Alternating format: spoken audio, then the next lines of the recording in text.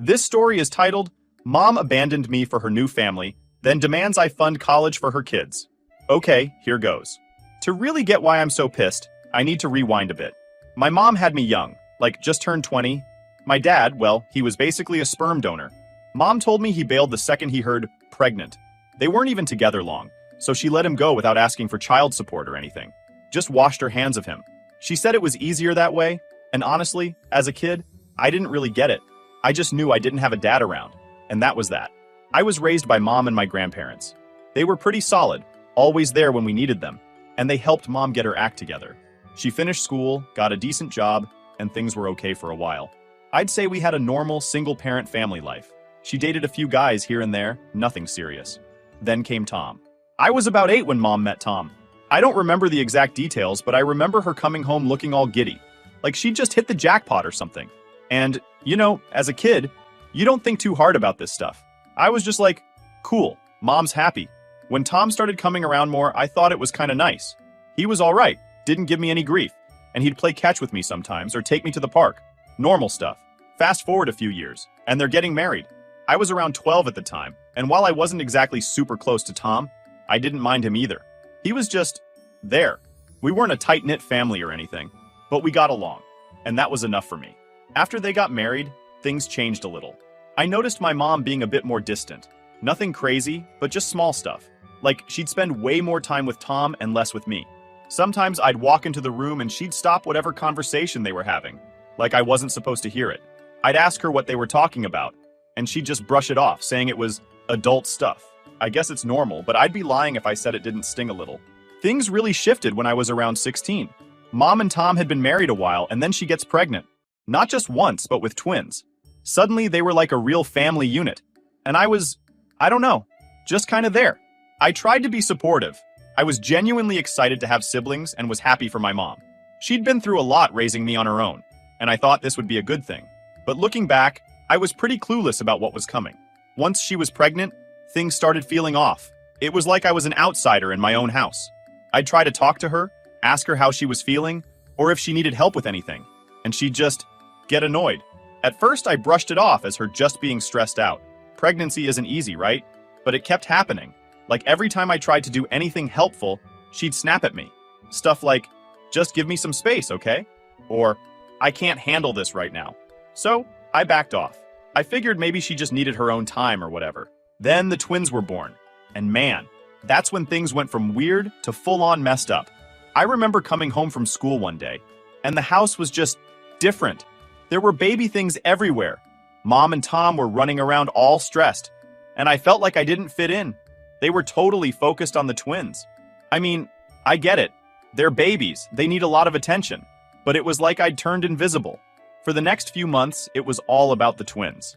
Every conversation, every family thing, it was all about them. I kept trying to be part of it, to be a good older sibling, but they just kind of shut me out. Mom, especially. Like, if I so much as asked her to come to one of my soccer games, she'd look at me like I just asked her to fly to the moon. You know I'm busy with the babies, she'd say every time. Eventually, I stopped asking. I stopped expecting her to be there for me at all. Then, one day, she and Tom sat me down at the kitchen table. They looked all serious, like they were about to break some big news. I honestly thought they were going to tell me we were moving or something. But nah, this was way worse. Mom starts off saying, we need to have a talk about the future. Then Tom jumps in, talking about how things are tight with the twins, and they're struggling to make ends meet. I just sat there nodding, thinking, okay, where's this going? And then she drops it. We think it would be best if you stayed somewhere else. I was stunned. What? Like, move out? Not exactly, Tom said, but he was full of crap. That's exactly what they wanted. They just tried to soften it by saying they couldn't support everyone and needed to focus on the twins. Mom was all like, you're almost an adult. You need to start learning to be independent. I was 16. I didn't even have my own car, let alone a plan for where I'd go. They knew I didn't have a job that paid more than peanuts, but they just didn't care. I tried to reason with them. I offered to get a part-time job to help out more around the house, whatever it would take to stay. But Mom shut that down real quick. She said the twins needed the resources more than I did, and that it was time I learned to take care of myself. She made it sound like they were doing me a favor by pushing me out. It was like they'd already made up their minds. and nothing I said would change it. So I did the only thing I could think of. I left, packed a bag, went to my grandparents' house, and that was it. No goodbye, no we'll miss you, just gone. I didn't even know where to go, really. But my grandparents, bless them, didn't even question it. They just took me in. No strings attached. I stayed up that night just replaying the conversation over and over. It was like this whole thing was a bad dream, but I was wide awake. I mean, who does that? Who just decides their kid is too much and shoves them out? They didn't even give me a chance to prepare or make a plan. They just wanted me gone so they could play happy family without me. And honestly, that's when I knew I was done with them. They didn't want me. They wanted a fresh start without the baggage of a kid they hadn't planned for. So, yeah, that's how it all started. So after my mom and Tom kicked me out, I crashed at my grandparents' place. They didn't ask many questions, just let me settle in and made sure I was okay. I could tell they were hurt by what my mom did. They didn't say it directly, but every now and then, I'd catch my grandma looking at me with this sad look, like she just couldn't wrap her head around it. Life with my grandparents was stable, but I knew I couldn't lean on them forever. They were getting older, and I didn't want to be a burden. I was already trying to figure out how I could make things work for myself. I was 16, barely scraping by at my part-time job, which was paying pennies. I was juggling school, work, and the feeling that I'd been totally cut off from my own family. Fun times. Meanwhile, my mom and Tom just kept living their best lives. I'd hear from people in town that they'd been showing off the twins everywhere, like they were the perfect little family. And me? I was just forgotten. Sometimes I wondered if they even noticed I was gone. They never called, never checked in, nothing. Just radio silence. Once I turned 18, I knew I needed to figure things out fast. My grandparents were supportive, but they weren't exactly loaded. They couldn't pay for college, and I didn't want to rely on them for more than I already had. So I decided I'd go to college on my own terms. I applied for every scholarship, grant, and loan I could think of. My aunt stepped up, bless her heart, and co-signed one of my loans, basically giving me the one shot I needed to get in. The reality of college hit hard, though. I had to work a job, or two sometimes, to keep up with the bills. It was brutal. Full days of classes, then straight to work, then hours of studying at night. Sometimes I'd run on maybe 4 hours of sleep if I was lucky. My friends were out there enjoying the college experience, while I was just trying to survive it. But honestly, I didn't mind. I was used to hustling. I was used to doing things on my own. And still, not a word from my mom. Not for my birthday, not for Christmas. Nothing. I graduated, and the only people who showed up were my grandparents and my aunt. I scanned the crowd, maybe hoping to see my mom there, even if she'd just come to stand in the back. But nope, she wasn't there. And that was the moment I finally accepted she didn't care. She didn't care about me, and she probably never would. But I was done feeling sorry for myself. I had a degree, I had loans to pay off, and I was determined to make something of myself. I managed to land a decent entry-level job right after graduation, and I took it as a fresh start. I got my own tiny apartment, barely enough room to breathe, but it was mine, and I was proud of it. Those first few years out of college were rough. My pay was just enough to scrape by. I was living paycheck to paycheck, hitting ramen noodle levels of broke, but I was doing it. My mom, in her infinite wisdom, apparently heard through the grapevine that I was making it, but still, no contact. Which honestly was fine by me. I didn't need her validation. I was working hard, and I was proud of myself even if no one else was. Eventually, things started looking up. I got promoted a couple of times, started earning more, and for the first time, I wasn't constantly stressing about bills. I could finally breathe a little, save a little, and think about the future without that constant pressure weighing me down. I was actually building a life for myself. And then, the cherry on top of this mess, my aunt, the one who co-signed my loan and basically gave me my shot, ran into my mom at some family gathering. She must have mentioned my recent promotion because suddenly my mom knew I was actually doing well. And guess what? That's when she decided it was time to reach out. I remember the day she showed up at my door, like it was burned into my brain. I hadn't seen her in years. When I opened the door, it felt surreal, like some kind of weird family reunion I hadn't signed up for. She was standing there with Tom, and they both had this forced smile plastered on their faces. You know, the kind of smile you wear when you're trying to make something uncomfortable feel normal. "Hey, it's been a while," she said. Like we'd just been casual friends who hadn't caught up in a while. Not a mother who hadn't bothered with her kid in years. I didn't even know what to say, so I just stared. Part of me was still that teenager who wanted her to care, who wanted her to say she'd made a mistake. But I wasn't that kid anymore. I'd lived without her for years, and I'd learned how to live on my own. I just stood there, half in shock, half pissed off that she had the audacity to show up now, after everything. She started going on about how she heard I'd been doing well, that my aunt mentioned I'd been promoted. It felt like she was building up to something, and I was already getting a sinking feeling. Tom chimed in, trying to make small talk about how proud they were of me. Yeah, sure. They'd acted like I didn't exist for years, and now they're proud? Give me a break. Then she hit me with it. She said things had been hard for them lately, that Tom's business wasn't doing so well, and, oh yeah, the twins were about to start college. It didn't take a genius to see where this was going. She was here because she wanted something. After all these years, the first time she shows up at my door, and it's not to reconnect, it's to ask for a handout. I told her I wasn't interested in hearing a sob story, and that if she was just there for money, she could leave. She had the nerve to act offended, like she couldn't believe I'd say that.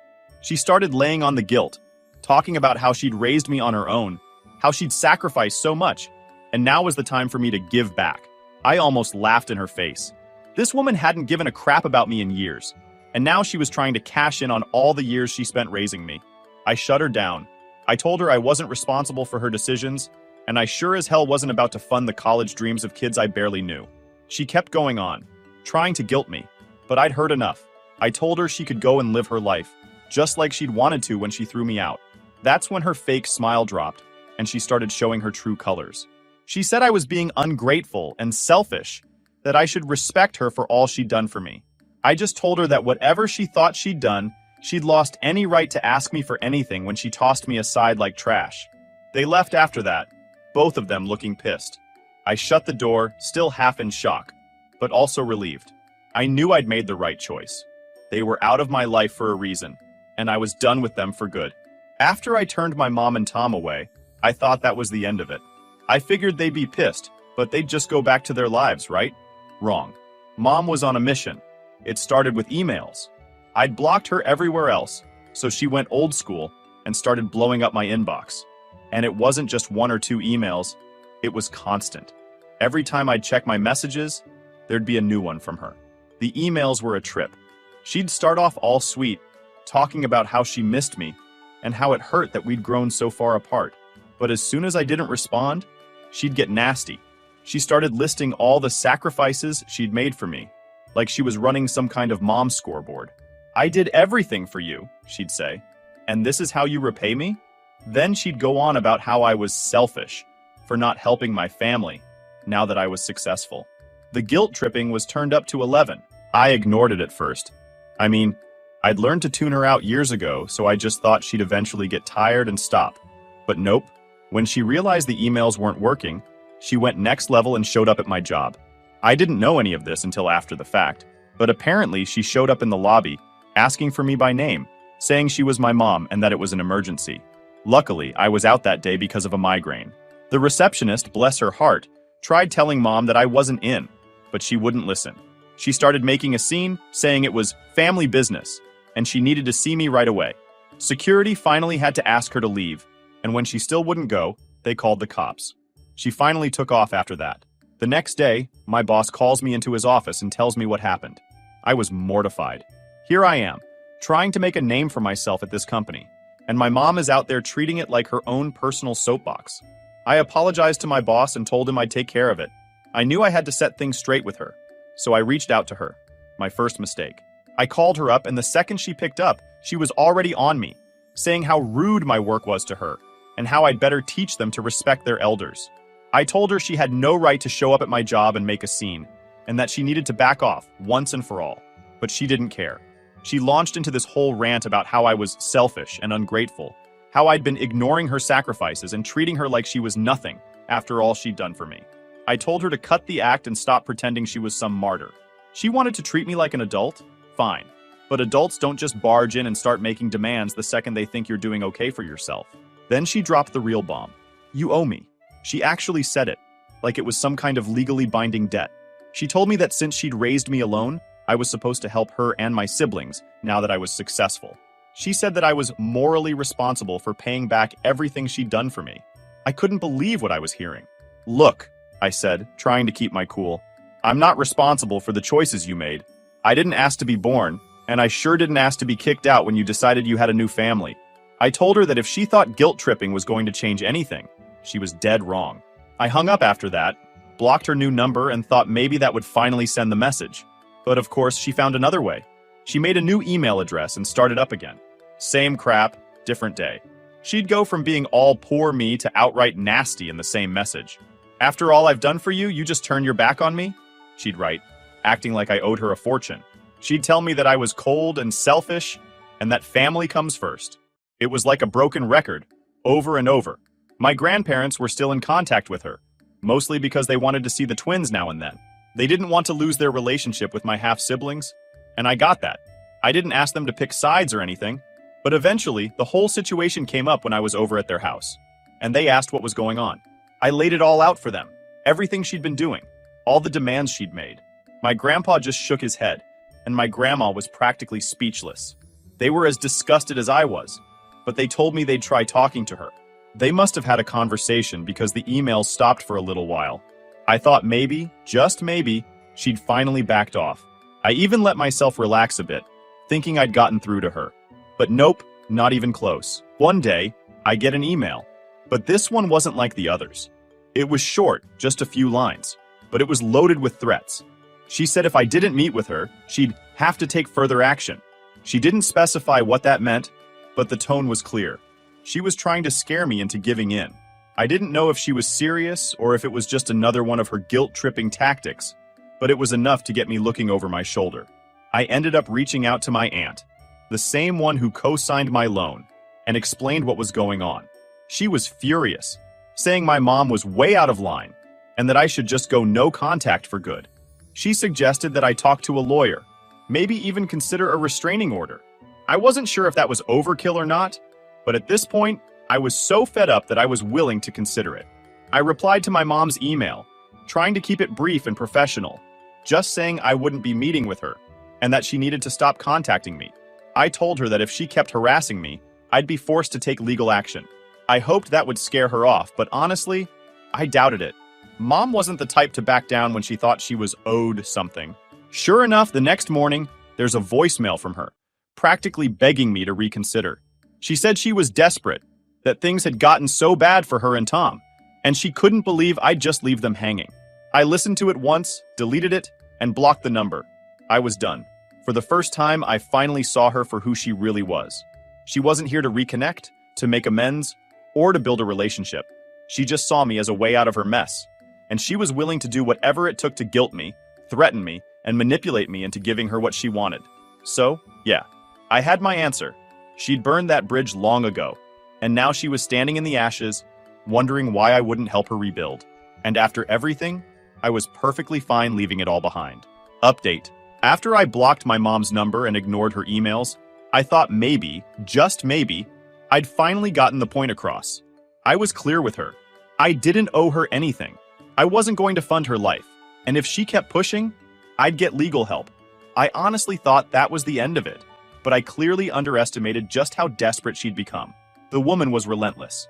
A week after the last voicemail, I got home from work and saw her car parked outside my apartment building. I froze, feeling a mix of anger and dread. This woman just didn't know when to quit. I knew if I went inside, it would probably turn into a full-blown confrontation, but I couldn't exactly avoid going home either. I took a deep breath, walked past her car, and tried to ignore her as I headed up to my apartment. I hoped she'd get the hint and leave, but as soon as I got to my door, I heard footsteps behind me. She'd followed me up. Before I could even get my keys in the lock, she started on her usual spiel. "Do you really think this is fair?" she demanded, her voice all shaky, like she was about to cry. "After everything I did for you? You're just gonna turn your back on me?" I didn't even want to engage, but I was tired. Tired of the emails, tired of the voicemails, tired of the guilt tripping and the surprise pop-ups. I turned around and faced her, trying to keep my cool. "Look, we've already been over this," I said, keeping my voice steady. "You decided I wasn't part of your family years ago. I don't owe you anything. So stop showing up at my job, stop emailing me, and stop coming to my apartment." She looked at me like I'd just slapped her. "You're acting like I kicked you out for no reason. You were old enough to take care of yourself. You didn't need me anymore," she argued, her voice rising. "But now you have a responsibility to your siblings. Their family. I couldn't believe the nerve. You're right. I didn't need you. I figured it out on my own. But guess what? That means I don't owe you or anyone else a thing. That's when she lost it. She started yelling about how ungrateful I was, how she sacrificed everything to raise me alone, and that I was turning my back on her when she needed me most. It felt like we were stuck in this endless loop, where she'd rant about all the things she'd done for me, like I was supposed to be eternally grateful. But the way I saw it, a parent doesn't get to hold raising their kid over their head forever, especially not when they kicked that kid out when it was convenient. I tried to walk inside, but she stepped forward and blocked me. I told her again that she needed to leave, but she just kept going, switching from angry to pathetic in the blink of an eye. Please, she begged, her voice breaking. I have nowhere else to turn. The twins need a chance. I just need a little help, that's all. After everything I've done, you can't just leave us like this. At that point, I'd had enough. I took out my phone and told her that if she didn't leave, I'd call the police. She looked stunned, like she hadn't expected me to take it that far. But I was serious. I wasn't going to keep putting up with this. She must have seen that I meant it because she finally stepped back, looking defeated. She muttered something about me being heartless and cold, but I didn't care. I'd heard it all before. She turned and stormed off down the hall. But before she disappeared, she threw one last thing over her shoulder. You'll regret this someday. Family is all you have. When everyone else turns their back, you'll remember who took care of you. I just stood there, watching her walk away, feeling this mix of relief and sadness. I knew she wouldn't change, but it was like a final nail in the coffin. This was the woman who raised me, and all she saw me as now was a meal ticket, a quick fix to her problems. There was no point in hoping for a happy ending with her. She'd made her choice a long time ago, and so had I. I went inside, locked the door, and let out a breath I didn't know I was holding. It felt like I'd finally taken the last step in closing that chapter of my life. She'd shown me over and over who she really was, and I was done pretending she'd ever be anything else. The next day, I reached out to a lawyer to talk about a restraining order. I didn't know if I had enough to actually get one, but I figured it was worth looking into. I wasn't going to live my life constantly looking over my shoulder, waiting for her to show up. The lawyer advised me to document everything: emails, voicemails, the incident at my job, and now her coming to my apartment. He said it might be enough to build a case, but he'd keep me posted. For the first time in years, I felt like I was finally taking control. I wasn't just reacting to her anymore. I was putting up a wall and making it clear that I wasn't here to be manipulated or guilt-tripped. I spent years feeling like I was just a burden to her, someone she tolerated until she found something better. But now I knew better. I didn't need her approval or her love, if that's what you could even call it. Over the next few weeks, I focused on myself. I threw myself into work, spent time with friends, and even started thinking about moving to a new apartment. It felt like the perfect time to start fresh, away from all the drama she kept dragging me into. I was ready to build a life on my own terms, without her hovering in the background, waiting for her next chance to swoop in. Final update. So, here we are. After everything I've been through with my mom, I thought I'd seen it all. The guilt trips, the stalking at my job, showing up at my apartment unannounced. But just when I thought she'd finally backed off, she managed to outdo herself in the worst possible way. A few days after my last post, I got home from work and found her waiting outside my door again. This time, she looked completely unhinged, like she hadn't slept in days, eyes all bloodshot, practically vibrating with anger. I knew right then that this wasn't going to be one of her usual let's talk situations. Before I could even say a word, she started screaming at me. I couldn't catch everything, but it was the usual crap. Selfish, ungrateful, you'll regret this. But then she got physical. She grabbed my arm, yanked me, and started screaming that I was ruining her life, that I owed her for everything she'd done for me. I pulled away, told her to get out of my face, and then I reached for my phone to call the cops. That's when she really lost it. She actually lunged at me, knocking the phone out of my hand and shoved me against the wall. I couldn't believe it. I never thought she'd go this far. But there she was, completely losing her mind, trying to physically intimidate me. Luckily, one of my neighbors heard the commotion and came out to see what was happening. When they saw what was going on, they called the police right away. The cops showed up within minutes, thank God, and they separated us. My mom was still screaming, going on about how I was abandoning my family and how I'd pay for this. The cops took her outside, and I finally got a chance to explain the whole mess to them. I told them everything, how she'd been harassing me, showing up at my job, ambushing me at my apartment, and now this. After a bit of back and forth, they ended up arresting her for assault. I was shaking, barely processing what had just happened, but I knew it was the right call. This had gone way past family drama. This was straight up harassment and now assault. They took her away, and that's when I knew I was absolutely 100% done. The next morning, I called my lawyer, explained everything, and got started on the restraining order. I handed over every piece of evidence I had: the emails, the voicemails, a police report from her showing up at my work, and now this latest incident. The lawyer said I had more than enough for a solid case and that we'd get everything in place as soon as possible. It felt surreal, but at the same time, it felt like closure, like I'd finally hit a point where I could walk away without looking back. In the days after, I heard from a couple of family members who'd found out what happened. Apparently, my mom had been telling people that I was the one who'd abandoned her, that she'd sacrificed everything to raise me, and I'd turned into some heartless monster. But you know what? I didn't even care anymore. I didn't care about her guilt trips, her lies, her desperation to make me look like the villain. I was done letting her control any part of my life. Since then, she's been trying to contact my grandparents, hoping they'll convince me to reconcile. They told me she's been crying to anyone who'll listen, saying I destroyed her life. But my grandparents know the truth. They've supported me through all of this. And they told her straight up that she was out of line, that her behavior was insane, and that I had every right to cut her off. Even my aunt, who tried to keep the peace, finally told her to get some help and stop treating me like her personal ATM. I've started making plans to move. I'm not going to let her find out where I'm living next. And I'm setting up as many boundaries as possible to keep her out of my life for good. It sucks that it had to come to this, but at the same time, it's a relief. I don't feel guilty or conflicted anymore. I've done everything I could to set boundaries, to tell her no, to be firm, and she chose to blow past all of it. She chose to treat me like a wallet on legs, not a son, and I've finally had enough. So yeah, I'm done. No more emails, no more voicemails, no more surprise visits. The restraining order's in place, I'm moving, and I'm putting as much distance as I can between me and her. Family or not, I'm not putting up with this level of toxicity. She made her choices, and I'm making mine. If you're reading this and dealing with something similar, I guess my advice is this. Don't feel guilty for cutting off people who treat you like crap, even if they're family. You don't owe anyone your peace of mind, your financial stability, or your mental health just because you're related. Some people are toxic, no matter the connection, and the best thing you can do is walk away and take care of yourself. Thanks to everyone who's been following this mess and supporting me through it.